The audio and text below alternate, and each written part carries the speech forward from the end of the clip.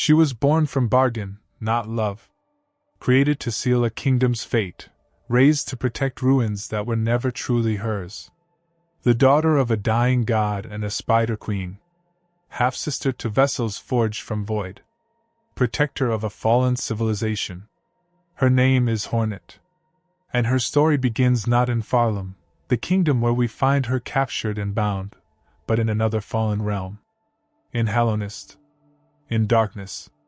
In the last desperate gambit of a king who thought he could seal divinity itself. Tonight, we journey through the tragedy that forged Hornet into the warrior she became. We will walk through Hallownest's final days, understand the bargain that gave her life, and witness how that life was spent guarding corpses and memories. Then we will follow her to Pharloom, a distant kingdom bound by silk and lies, where her blood marks her as both stranger and heir to a throne built on exploitation. This is the first part of Silksong's complete lore. The foundation upon which everything else builds. Hornet's past. Pharloom's fall. And the terrible connection between them that neither kingdom can escape. Before Hornet could exist, Hallownest needed to die. Or rather, it needed to be saved from a death worse than ending, a fate that would consume every thinking being within its borders and leave only mindless husks worshipping light they could not comprehend. The radiance had awakened. The forgotten moth goddess whose worshippers had abandoned her for the pale king's gifts of thought and purpose. In her fury and grief, she created the infection, a plague of light and madness that turned bugs into extensions of her dreaming will. The infection spread through Hallownest like fire through silk, consuming minds, erasing identities, transforming the kingdom's citizens into vessels for a goddess who would accept nothing less than absolute worship. The Pale King tried everything. He was a higher being himself, a WYRM who had shed his ancient form to rule as king, who had granted sapience to mindless bugs and built the greatest civilization the world beneath had ever known. Surely he could find solution to one angry god. He found only one answer that might work. Containment. Not cure, not victory, not even compromise. Simply imprisonment. Seal the radiance inside a vessel strong enough to hold her, lock that vessel away where it could never escape, and let Hallownest continue its existence in the shadow of a bomb that might detonate at any moment. The plan required a perfect vessel. Something hollow, without thought or will or any identity the radiance could corrupt. Something that could contain divinity without being consumed by it. The Pale King created thousands of these vessels, children born of void and discarded when they proved imperfect. Most were left to die in the abyss where they were created. One was chosen as sufficiently hollow to bear the terrible burden. But sealing the radiance inside a vessel was not enough. The vessel itself needed to be sealed, locked away in the temple of the black egg behind bindings that could never break. And those bindings required power beyond what any single being could provide. The Pale King needed dreamers. 3 bugs willing to enter eternal sleep, their consciousness bound to locks on the black egg's door, their very existence transformed into chains that would hold until they died.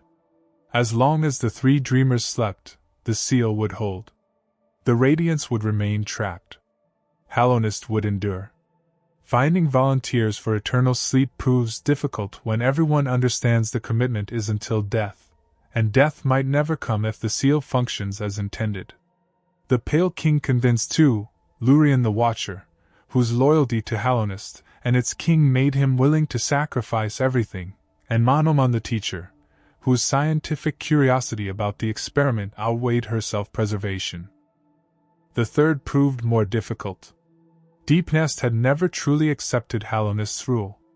The spider tribes of that dark region maintained their independence, tolerated the Pale King's kingdom on their borders but never submitted to it. Their queen, Hera the Beast, ruled her people with strength that needed no crown or divine blessing. Hera was a weaver, part of an ancient lineage that would prove far more important than anyone in Hallownest understood. The weavers possessed abilities with silk that went beyond what normal spiders could achieve, manipulation of thread and web that bordered on magical techniques passed down through generations and guarded jealously. They were remnants of something older than Hallownest, refugees from a distant land they rarely spoke of, carrying secrets they did not share. When the Pale King approached Hera with his request that she become the third dreamer, she refused. She had no loyalty to Hallownest that would justify sacrificing her existence. She had responsibilities to her people that could not be abandoned for another kingdom's crisis. But Hera had one vulnerability. One desperate desire that the spider tribe's biology made nearly impossible. She wanted a child. An heir. Someone to carry on her legacy after she was gone. The Weavers, for all their sophistication and power, shared a curse with their tribe. Conceiving children was painful and nearly impossible for them, a difficulty built into their very nature for reasons lost to history. Hera had tried and failed. Her consort, a bug of honored caste who had ruled Deepnest alongside her, had died without giving her an heir. She faced the prospect of her line ending with her people left without royal succession, everything she had built dissolving into tribal disputes after her death. The Pale King offered a bargain. He would give her a child. His own child. An heir with royal blood from 2 kingdoms, carrying power from both the Pale King's divine lineage and Hera's weaver heritage. In exchange, Hera would become the third dreamer, would seal herself away and keep the black egg locked until the end came, however it would come. Hera accepted. The child that would result from this cold transaction of power and desperation would be named Hornet. Hornet's conception was not love. It was contract. The Pale King's queen, the White Lady, understood and accepted this. She had agreed to the terms, recognized that saving Hallownest required sacrifices that transcended personal dignity or marriage vows. The White Lady herself could not provide what Hera needed because the child had to be Hera's heir, carrying weaver blood, born from Deepnest's queen. What emotions the Pale King felt about this arrangement, if he felt any, remain unknown. He was a higher being whose thoughts operated on scales that mortal minds struggled to comprehend. Whether creating a child with Hera meant anything to him beyond necessary strategy cannot be determined from the records that survive. For Hera, the pregnancy and birth were agonizing triumphs. The curse of the Weavers made the process excruciating, but she endured. When Hornet was born, Hera held her daughter and felt something she had never expected to feel again after her consort's death. Hope. Purpose. A future that extended beyond her own existence. But the bargain's terms were absolute. Hera had agreed to become a dreamer in exchange for this child. And dreamers could not remain awake to raise children. The seal on the black egg needed to be completed before the infection spread beyond containment. Time was running out. Hallownest was dying around them. The bindings must be forged while they still could be. Hera and Hornet were permitted little time together. Days, perhaps. Maybe weeks. Not enough. Never enough. But more than Hera had expected to have at all. Then Hera entered her eternal sleep. She was bound into the dreamer seal, her consciousness locked into the mechanisms that would hold the black egg closed. She fell asleep in Deepnest, in her den, surrounded by the webs and darkness of her kingdom. She would not wake again until someone killed her, breaking 1/3 of the seal that contained the radiance. Hornet was left behind. An infant whose mother now slept eternally. A child of 2 kingdoms who belonged fully to neither. The Pale King's responsibility by blood, but not his heir. Hera's daughter, but unable to wake her mother or understand why she had been abandoned. The Pale King did not raise Hornet. He had his own kingdom to desperately manage, his own plan to oversee, his own perfect vessel to prepare for the containment of a goddess. Hornet was left to be raised in Deepnest, among the spider tribes, by weavers and spiders who remembered her mother and saw in this child a legacy they must preserve. Deepnest was not gentle. It was a realm of darkness and predators, of weavers and beasts, of creatures that killed without hesitation and showed no mercy to weakness.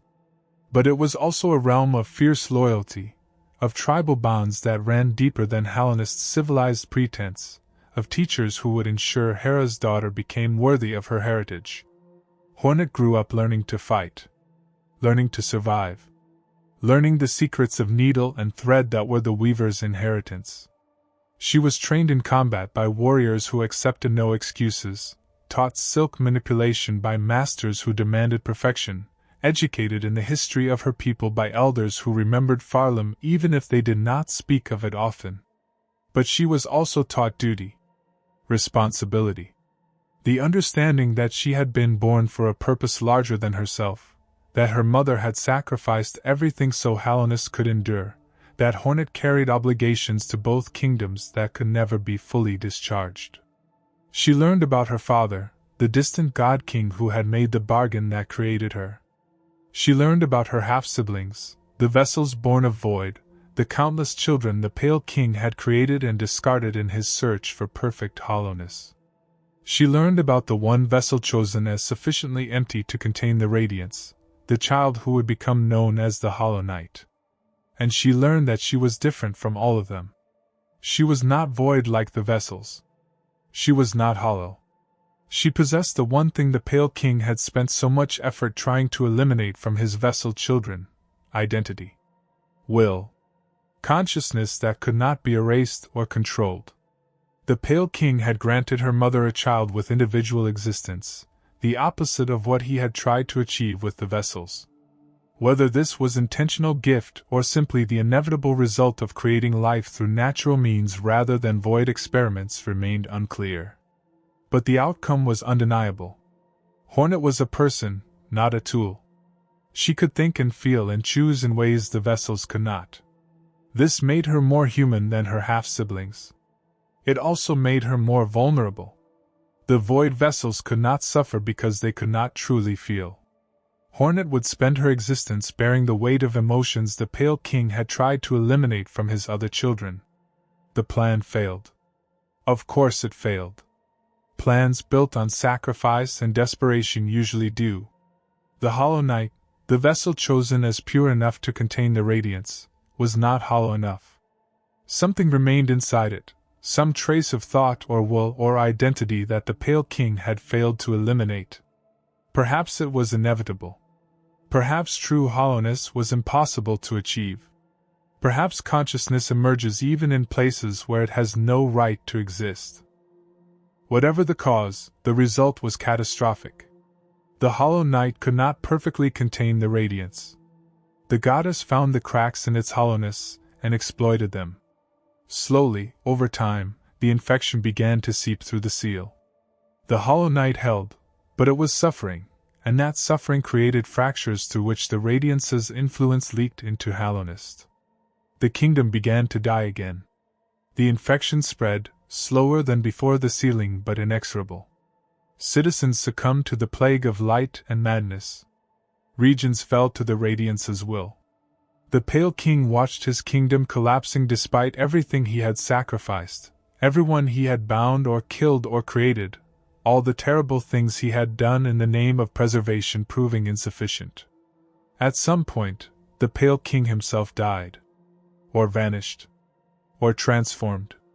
The historical record remains unclear on his ultimate fate. What is known is that he ceased to rule, ceased to guide Hallownest, ceased to be present in any way the kingdom's remaining citizens could detect. The White Lady retreated to her garden, bound herself in roots, entered a state between living and dying. She would remain there while Hallownest crumbled, bearing witness to the failure of everything she and her king had attempted. And Hornet remained. She had grown into a warrior of considerable skill, trained by the best Deepnest had to offer, carrying the legacy of her weaver heritage and the responsibility of her royal blood. But she had no kingdom to rule. Deepnest had fallen to the infection like everywhere else. The spider tribes were gone, consumed by the plague or driven mad or simply dead.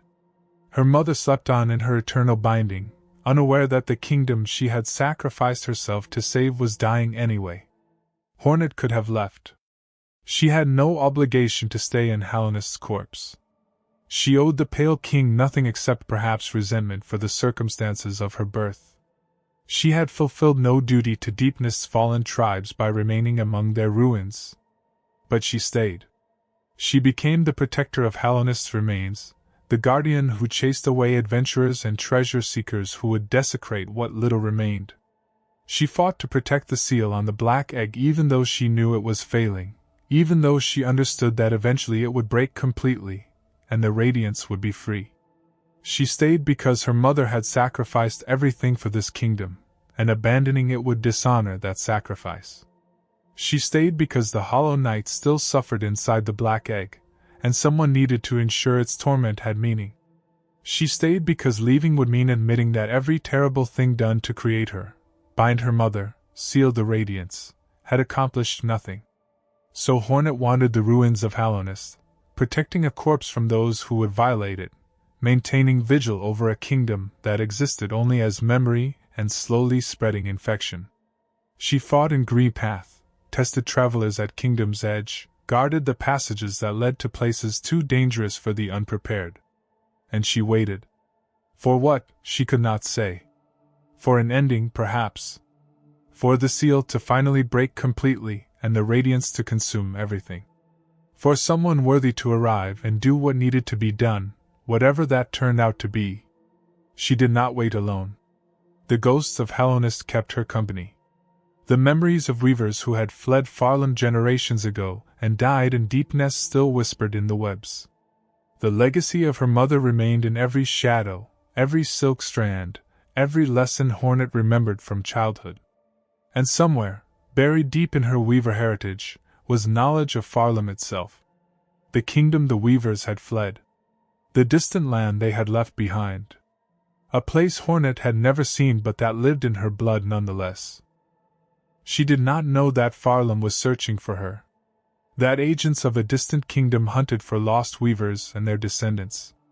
That her bloodline marked her as valuable to powers she had never encountered. She did not know that eventually, those hunters would find her. Would bind her in silk she could not break. Would carry her away from Hallownest's ruins toward a kingdom she had only heard about in fragments and whispers. She did not know that her real journey was about to begin. Long before Hallownest rose from nothing, long before the Pale King shed his WIRM form to rule as monarch, long before Hera fled to Deepnest or Hornet was born from desperate bargains, there was Pharloom. And there was Grandmother Silk. She was a higher being, a pale entity with power that shaped reality according to her will. Like the Pale King, like the Radiance, like all such creatures who exist above the mortal bugs they influence, Grandmother Silk possessed abilities that made her seem divine to those who encountered her. She could create and manipulate silk with perfection that natural spiders could only dream of achieving.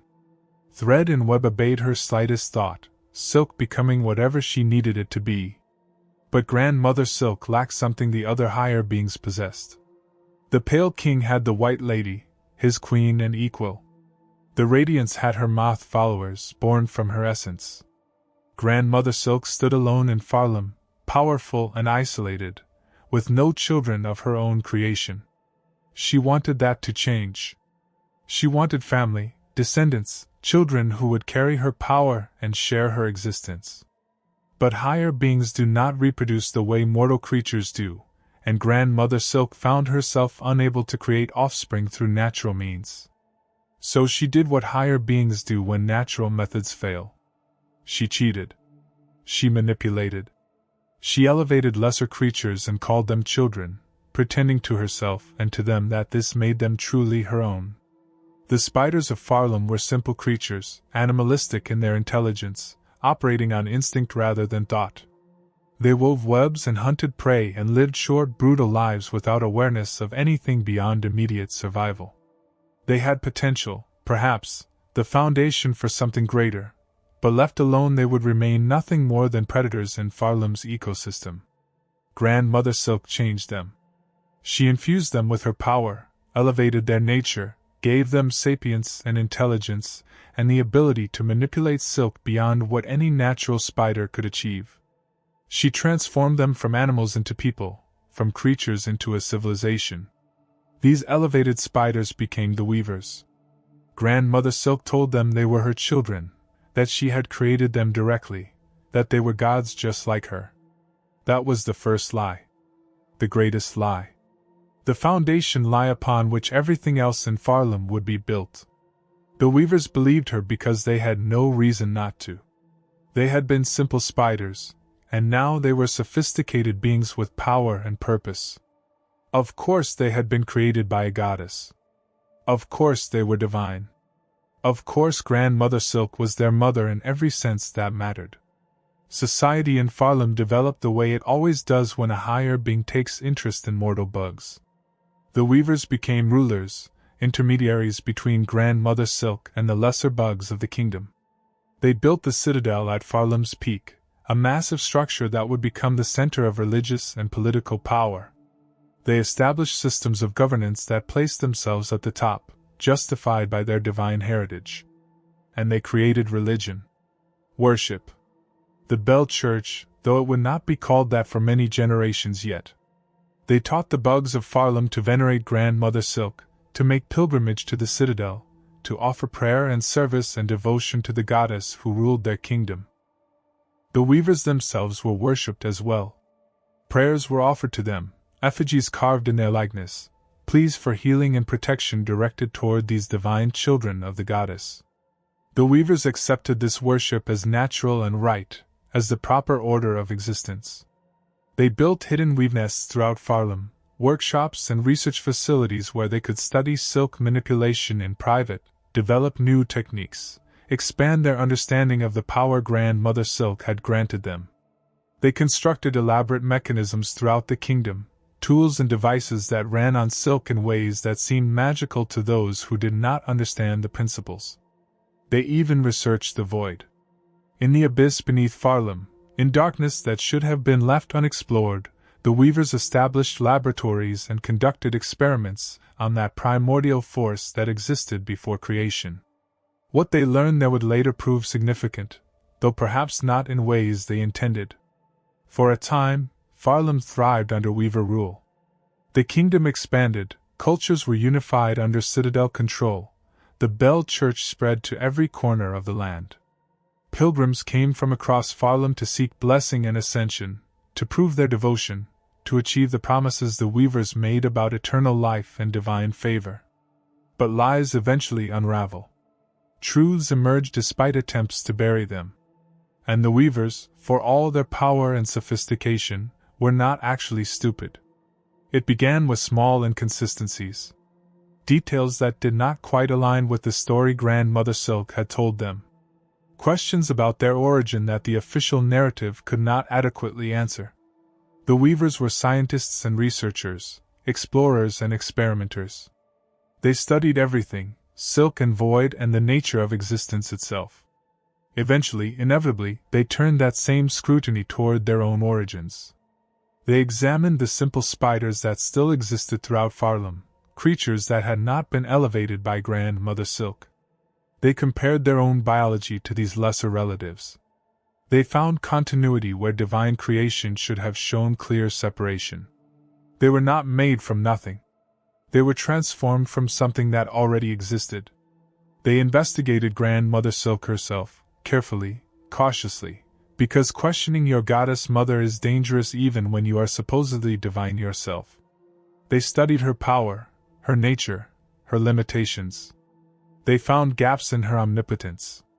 Restrictions on what she could do. Evidence that she was not all-powerful, not truly their creator in the way she had claimed. Most damning, they discovered other higher beings. Through trade and exploration and contact with distant lands, the weavers learned about the Radiance, about the Pale King, about UNN and other entities of comparable power. They learned that higher beings could grant sapience to lesser creatures, could uplift animals into civilization, could create worshippers from raw material. And they understood. Grandmother Silk had not created them. She had elevated them. She had taken existing spiders and improved them, granted them consciousness and power, shaped them into tools disguised as children. They were not her divine offspring. They were her project.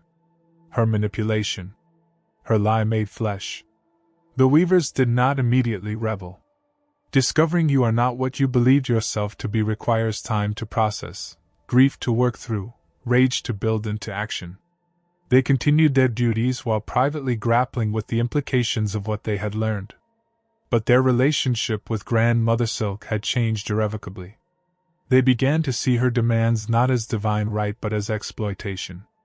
They recognized the Bell Church not as sacred worship but as control mechanism.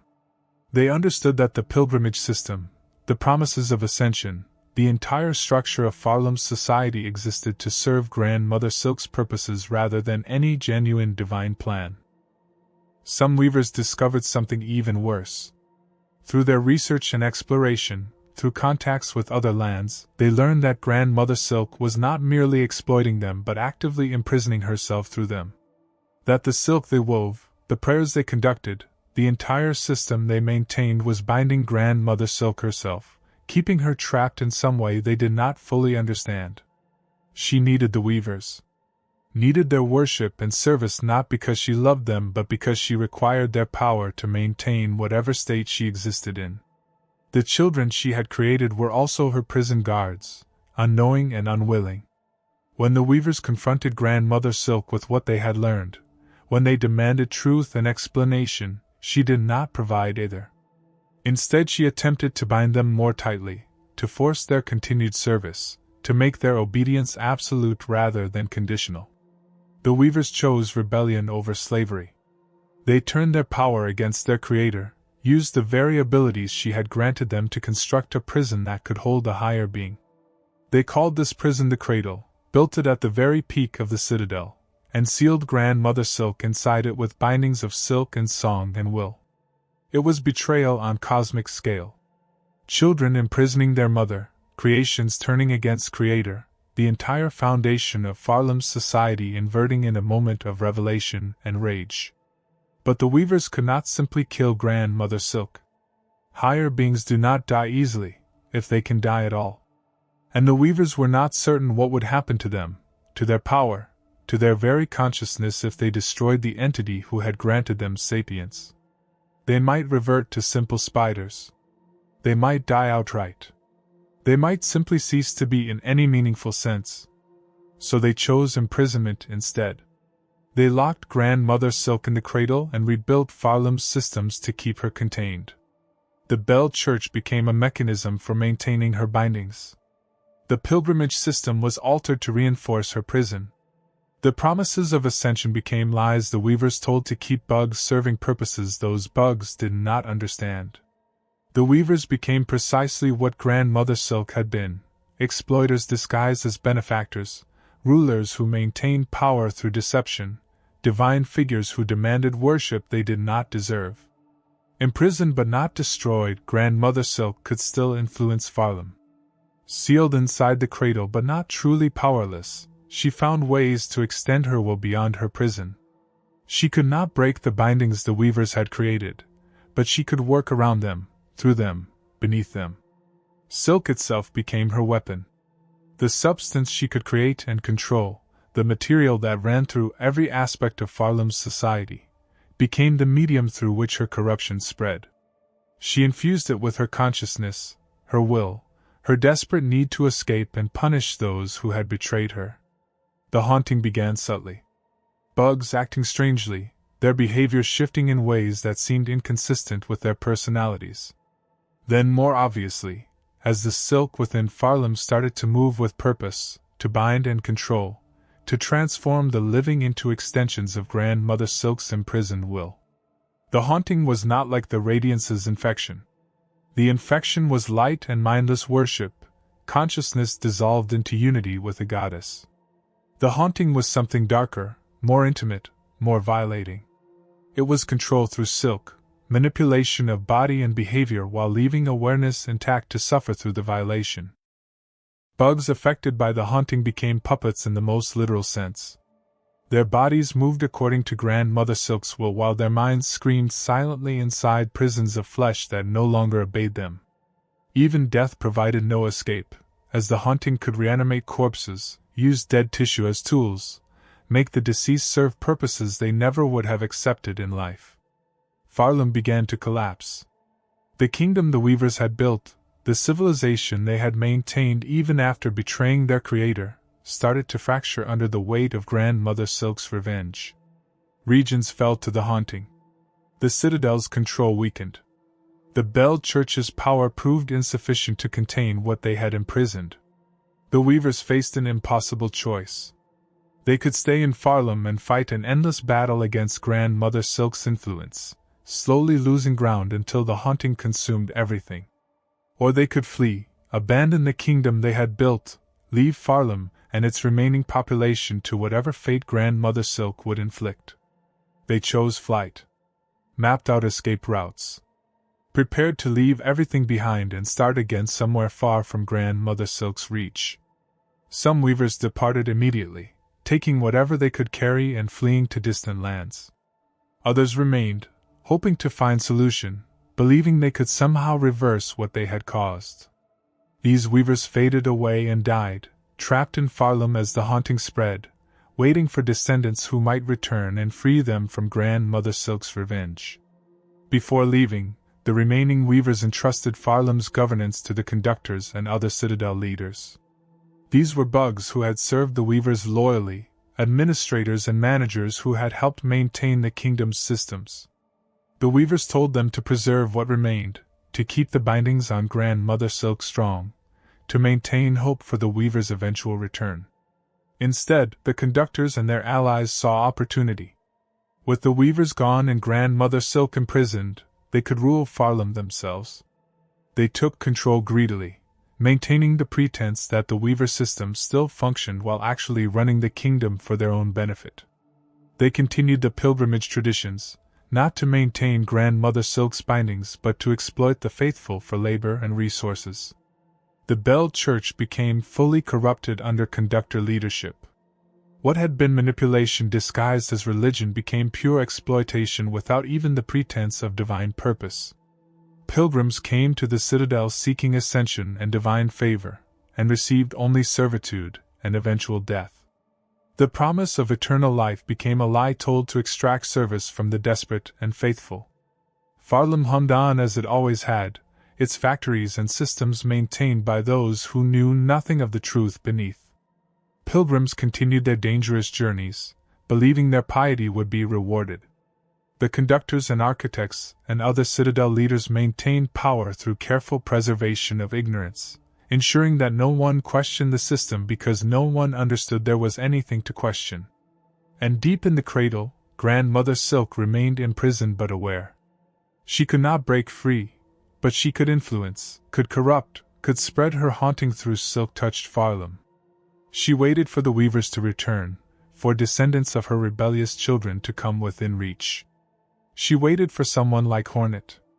Hornet did not expect the ambush because she did not know anyone in Hallownest still possessed the organization to plan one.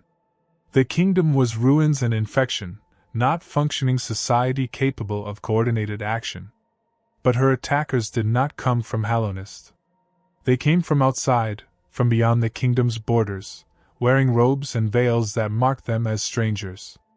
They moved with purpose that suggested careful planning rather than opportunistic attack. They knew what they were hunting. The battle was brief and brutal. Hornet fought with the skill that years of protecting Hallownest's corpse had honed to perfection. Her needle found targets, her thread bound attackers. Her acrobatic grace kept her moving between enemies that should have overwhelmed her through numbers alone. But they came prepared for a weaver. They knew her techniques because they had studied them, understood her abilities because they had been instructed in them. Most critically, they brought silk that Hornet could not control, threads that resisted her manipulation, bindings that held despite her heritage. They wrapped her in silk cocoon, bound her so thoroughly that even her considerable strength could not break free. They spoke words she did not fully understand, languages that mixed Hallownest's tongue with something older, something that sounded like dialect from stories weavers told about distant homelands. Then they carried her away. Out of Hallownest, away from the ruins she had protected, toward destination she could not see from inside her silk prison.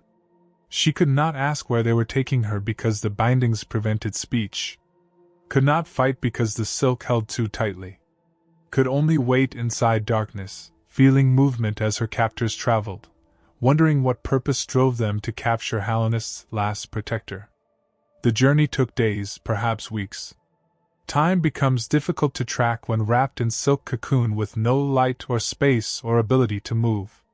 Hornet drifted between consciousness and something that was not quite sleep, awareness fading and returning in cycles that provided no information about distance traveled or destination approached. She thought about her mother. Hera had been bound similarly, though into sleep rather than literal silk. The dreamer's binding had been voluntary, accepted for purpose Hera believed justified the sacrifice. Hornet's captivity was forced, inflicted without explanation or consent, and she had no idea what her captors wanted or why her heritage mattered to them. Eventually the movement stopped. Hornet felt herself being placed down, not gently but not violently either, positioned carefully as if she were valuable cargo that must be protected until delivery. She heard voices around her, words in that strange mixed language, discussion about something that had gone according to plan. Then the silk cocoon began to loosen. Not completely, not enough to allow her freedom, but sufficiently that she could see light filtering through, could hear more clearly, could begin to understand what had happened. She had been brought to Pharloom, to the kingdom the weavers fled from generations ago, to the distant land that lived in her blood but that she had never seen, to the place where Grandmother Silk waited for her bloodline to return. Hornet escaped her captors before they could deliver her to whatever destination they intended. The silk bindings were strong but not perfect, designed to hold during transport rather than withstand focused escape attempts. Once the cocoon loosened enough to allow movement, Hornet worked at the bindings with patience born from years of protecting ruins against invaders who would not stop coming. She freed herself during what seemed to be a rest period for her captors, when they had stopped moving, and set her down to prepare for final approach to somewhere. The moment her bindings gave way, she moved. Silent and fast, using terrain and shadow the way Deepnest had taught her, putting distance between herself and the veiled bugs before they realized their prisoner was gone. Then she fell. Not in combat, not fleeing pursuit, but simply because Pharloom's geography did not match Hallownest's, and she misjudged a ledge in the darkness. She tumbled through space, hitting outcroppings, bouncing off walls, finally landing in water that broke her fall but left her disoriented and injured. When consciousness fully returned, she found herself in Moss Grotto, one of Pharloom's lower regions, a place of bioluminescent plants and flowing water, of moss-covered stone and creatures adapted to life in perpetual twilight. It was beautiful in its way, alien compared to Hallownest's ruins, but not actively hostile in the manner of Deepnest's darkness. Hornet took stock of her situation. She had escaped immediate captivity but remained in unknown territory, injured from the fall, without supplies or clear understanding of where she was or how to get home. Her needle remained with her, the weapon so fundamental to her identity that her captors had apparently not thought to remove it. Her silk abilities functioned normally. She was hurt but mobile, disoriented but conscious. And she was in Pharloom, the kingdom her ancestors had fled, the land that had sent hunters to drag her back, the place where Grandmother Silk waited, imprisoned in the cradle but aware, able to influence through silk and haunting, hungry for weaver blood to fuel her escape. Hornet began to climb. Not because she had specific destination in mind, but because the Citadel sat at Pharloom's peak, visible even from Moss Grotto's depths, shining in distance like beacon or warning. Whatever her captors had wanted with her involved that structure. Understanding why would require reaching it, confronting whatever waited there, learning the truth about her bloodline's connection to this kingdom.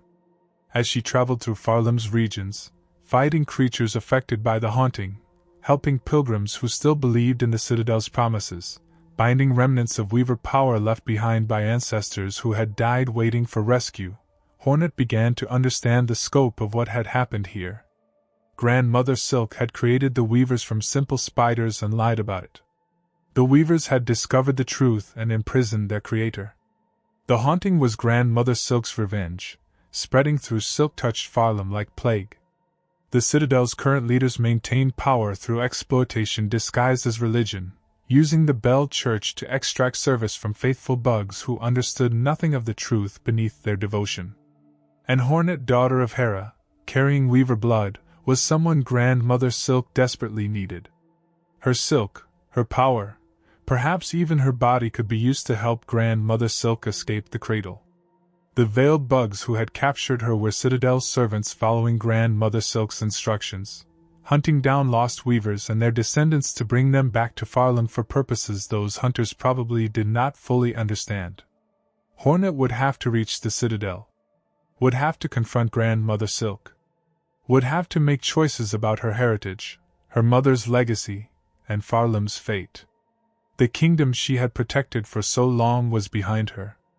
This new kingdom, bound to her blood but foreign to her experience, demanded decisions she was not prepared to make. But she was Hornet, daughter of two kingdoms, protector of ruins, weaver trained in Deepnest's darkness. She would climb to the Citadel's peak. She would learn the truth. She would face Grandmother Silk. And she would make whatever choice seemed right when the moment came, regardless of what kingdoms or goddesses demanded from her. This is where Hornet's journey begins in Silksong. Born from Bargain of Hallownest, raised in Deepnest's darkness, transformed into protector of a kingdom that could not be saved. Then captured and brought to Pharloom, the homeland her ancestors fled, the kingdom ruled by silk and lies, the place where Grandmother Silk waits imprisoned for weaver blood to fuel her escape. In our next video, we will explore the Citadel itself and the power structures that govern Pharloom. We will meet Lace, Grandmother Silk's silk-born creation who serves as final guard before the cradle. We will understand how the conductors and architects maintain their exploitation, how pilgrims are used and discarded, how the Bell Church functions as mechanism of control. We will learn what it means to ascend in a kingdom built on lies. And we will follow Hornet as she binds the weaver's remaining power, grows stronger through techniques her ancestors left behind, and prepares for confrontation with the goddess who claims her bloodline as property.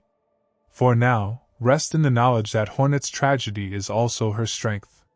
She was born from desperation and raised in ruin, but those origins forged her into someone who could survive Pharloom's trials.